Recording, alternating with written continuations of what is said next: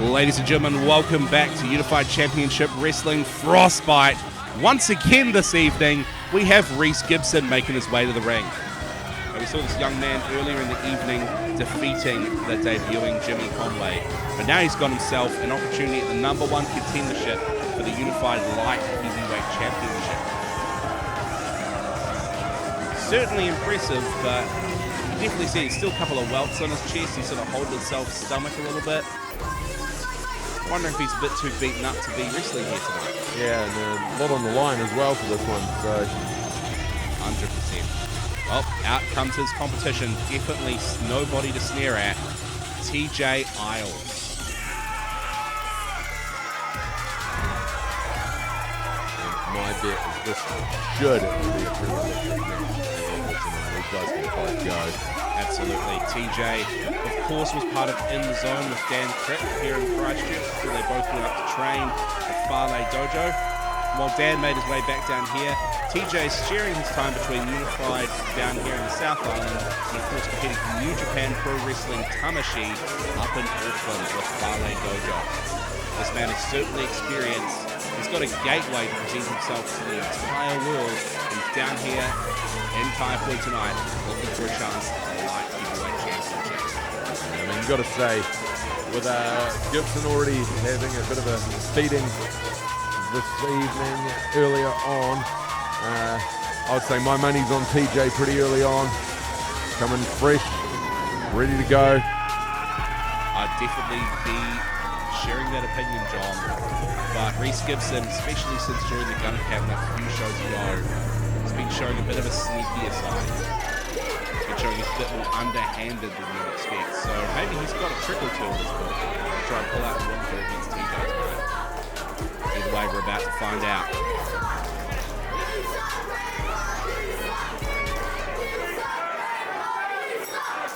And the bell is rung here tonight. Gibbo's just not taking his gear off yet. And look what I was saying, he's playing those mind games already. Getting up in the face of the young man in the crowd here. Just playing into the crowd. Not even concerned about TJ Isles in the ring.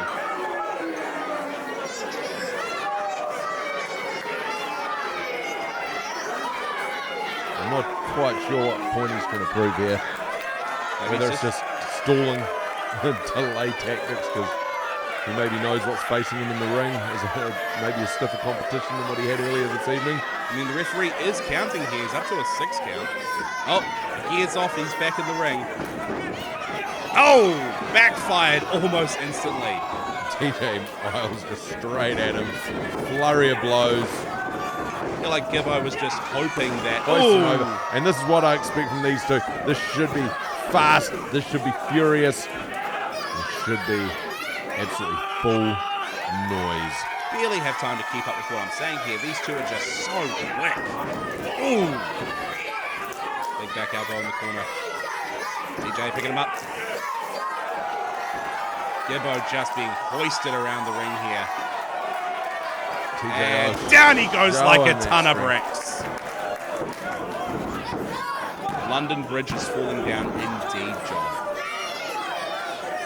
Feel like Gibbo was hoping here that the opening stages he could distract TJ, make him think that he wasn't really focusing on him and then slide in and sneak attack, but TJ was just in the ring ready to go. It's that New Japan discipline.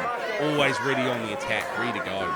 He also knows what's on the line here, you know. There's not really room here for showboating. This is a serious match with serious consequences at the end of it, so...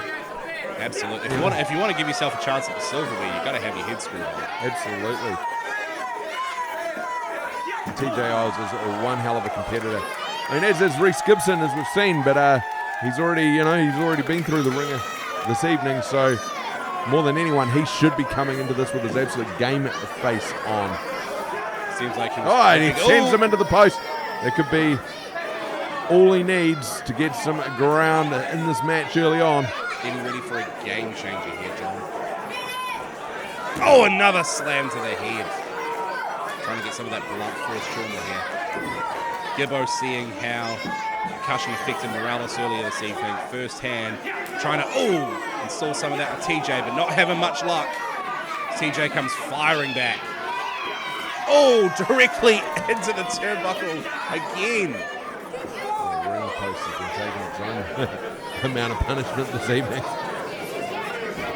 feel like we're seen a few heads bounce off that one. not too far away from giving the turnbuckle a restless contract. Taking out enough superstars here. Gibbo cutting off TJ. Tried to slide back into the ring, giving him a massive forearm in the small of his back. Gibbo picks up a shield here. And this is smart from Gibson as well. Just slowing things down. As we say, his body will be feeling a little bit, so if he can kind of even up the playing field just a little bit, he should have a pretty good chance. I know this is slightly uncomfortable. You've seen the shoes on the referee. Some pretty fancy overgates. How much do our referees get paid? Those are Nikes, my friend. The show's got that. Even then, how much are we paying our referees? TJ slides up. Gets him in a neck lock. Gibbo able to fight his way out before TJ could lock that into a submission.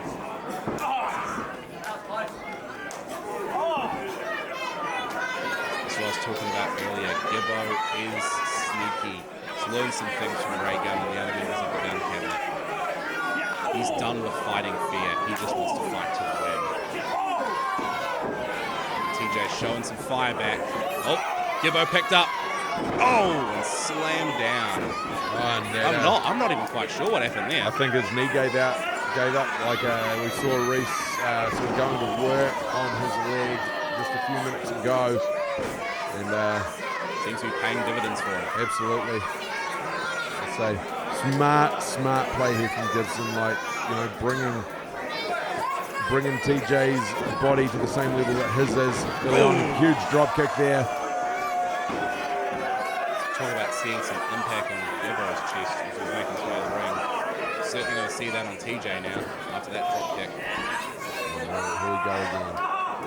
So rolls him over. A single leg grab, putting so much pressure on that knee. Don't care how much experience, how much conditioning you have, that is going to hurt. See the pain written all over TJ Isles' face here. He's scrambling for the ropes. Can he reach it? But no, Gibson knows. Gibson could feel it. He moves him back to the center of the ring. Come on, can you capitalize? Use those long arms to grab that rope. And he does. Referee calling for it. Gibbo letting go at the last possible second, but he's got to watch that count. He could get disqualified and lose his chance at the light heavyweight championship.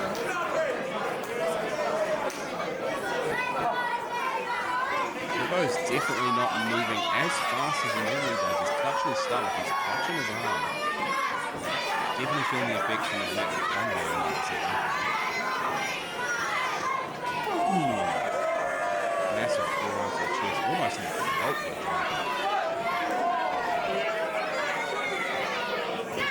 These light heavyweight competitors sometimes taking the gas out, taking the air away. And a fantastic counter there. Summoning some strength from deep within. He hoists up Gibson on his shoulders. Can Gibbo capitalize? Yep. A couple of elbows to the chin. Throws him into the corner again. Bit of a splash. He's definitely not throwing his all into it. There we go. That one had a bit more of an impact. Double underhook suplex. Beautiful move. And Gibson well and truly in control. Kick out from TJ though. Again, it's that New Japan Fale Dojo conditioning.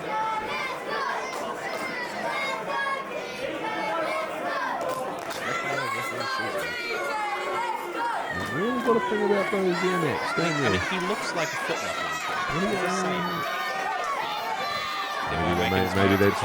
Maybe that's how he affords it. Maybe he's got a spare part-time job down at the Foot Locker.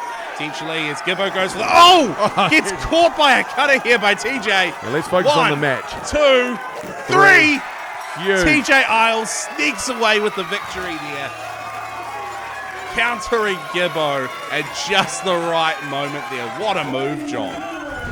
Absolutely sensational stuff from TJ Isles. And he was looking pretty done and dusted for a while there, but manages to fight back.